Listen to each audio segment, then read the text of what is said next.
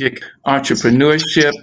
And on behalf of our president, Dr. Anthony L. Jenkins, and Provost Leonte Lewis, and Dean Gregory, I want to welcome all of you, our partners, our presenters, our alumni, our sponsors. We're all here for Economic Inclusion Conference 2021. And we are very, very excited about many of the things that are happening at Coppin. You're going to hear over the course of these next 2 days, you're going to hear about the great things that are happening at Coppin State University, in the College of Business, with the newly launched Center for Strategic Entrepreneurship, the renovation of the building on the corner of North Avenue and Warwick, and all of the activity that's happening over the next couple of days. Also, you're going to hear from an array of leaders and contributors to the entrepreneurial ecosystem, from United States senators, from people from the state government, from community entrepreneurs. It's going to be an exciting 2 days, and we are glad that you are able to join us. Our theme this year is purposeful, but it's also audacious. And we intentionally did that. And it is the new academic innovation hub, because newness and innovation implies that we are to do something different. And I think the times that we're living in really has given us a rationale for doing some things differently and doing some things better.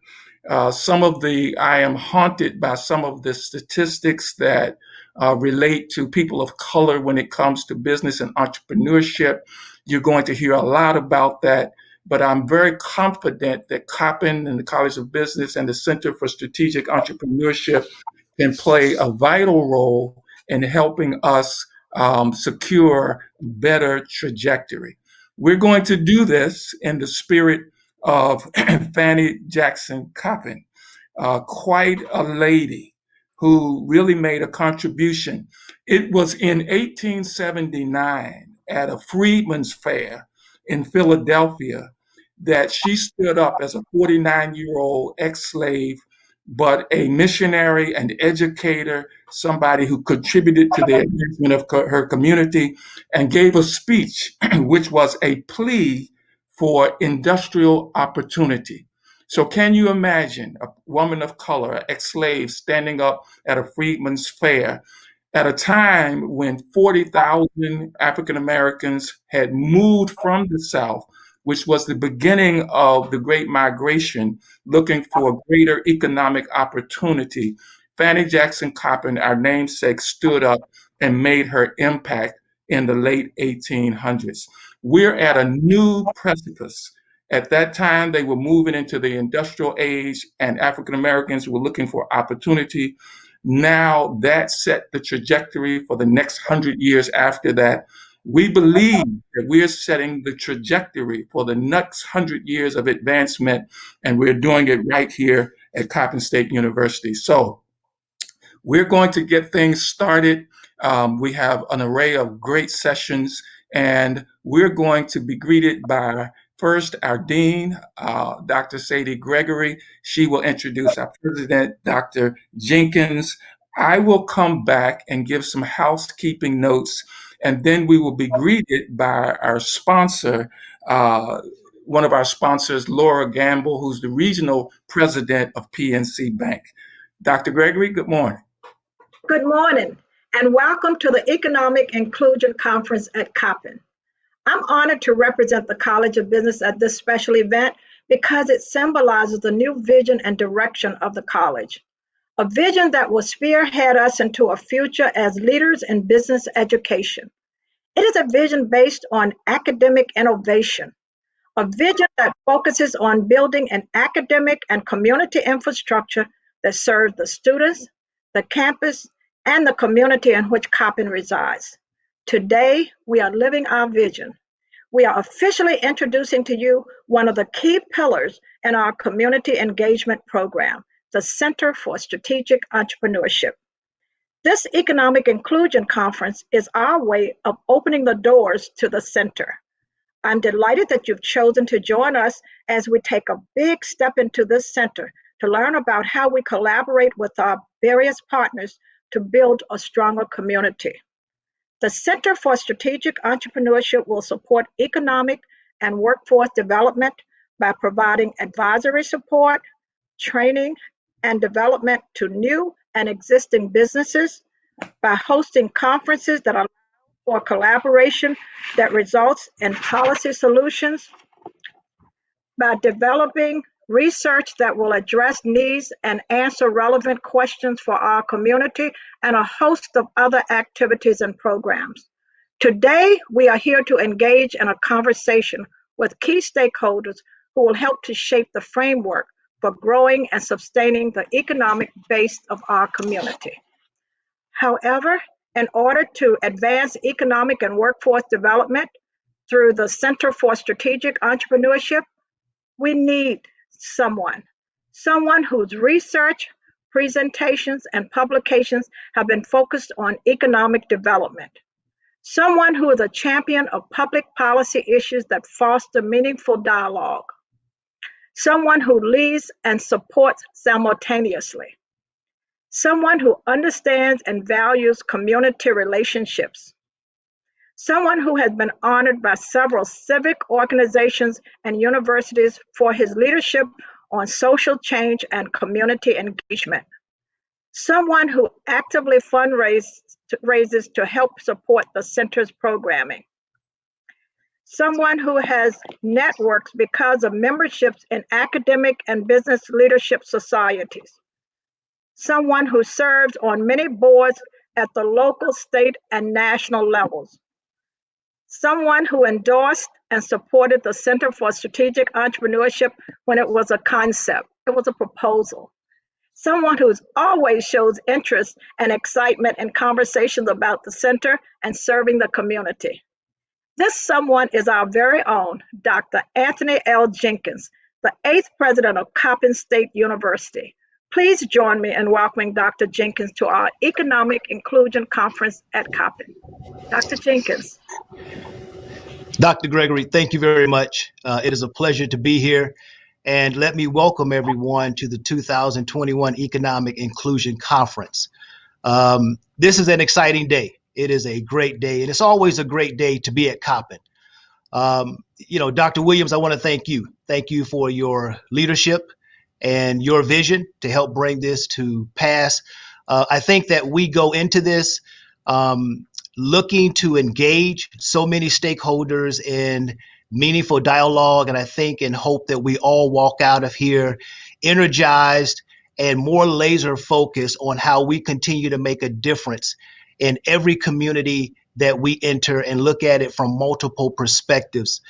I am honored to serve as the 8th president of Coppin State University, and I appreciate those kind words. But what I will also say is that nothing is done in isolation.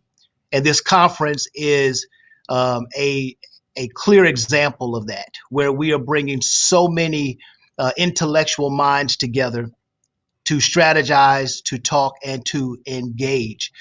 When I arrived at Coppin, I started talking about what my vision was for our great university.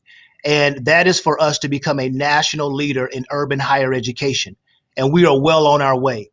This conference and what's happening in our College of Business, our national rankings, our top faculty research, the community engagement, the experiential learning component of our students, all of those strengthen our position as a leader in urban higher education.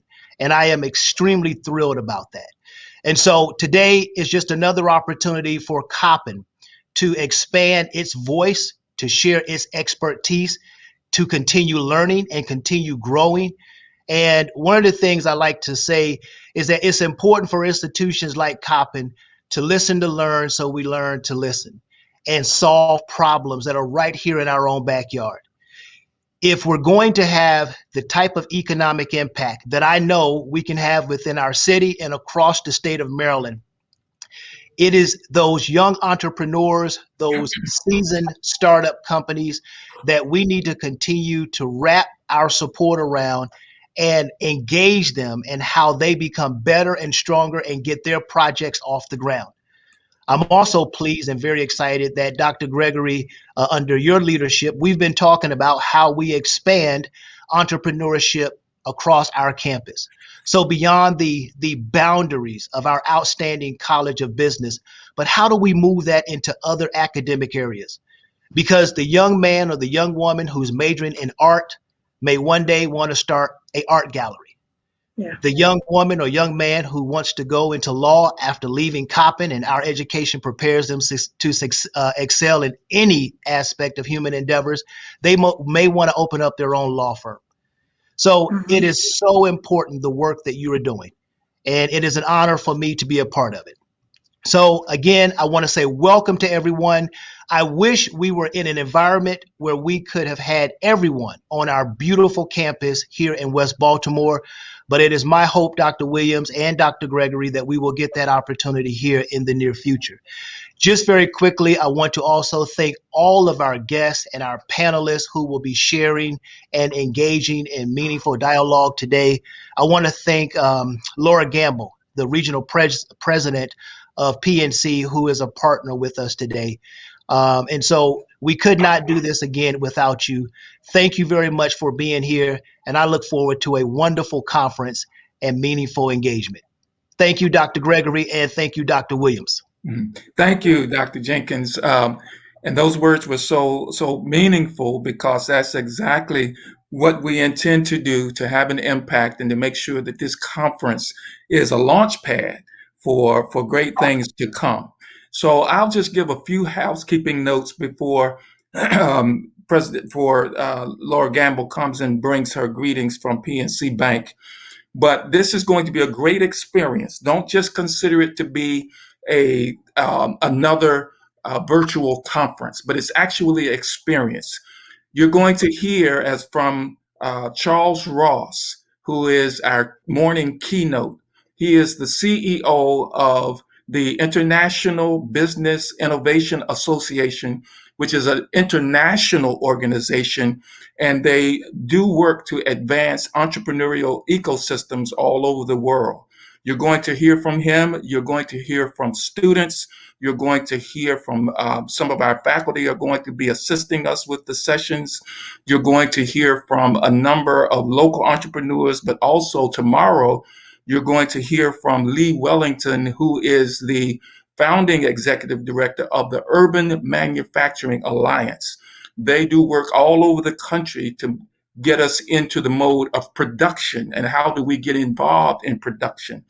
What Dr. Jenkins said about it being transdisciplinary was so important. Whether you are in arts, you will hear from sociology professors, you will hear from education professors, you will hear from other disciplines on the Coppins campus during this virtual experience. So you don't want to miss any of it. It's going to be fast paced. It's going to be exciting.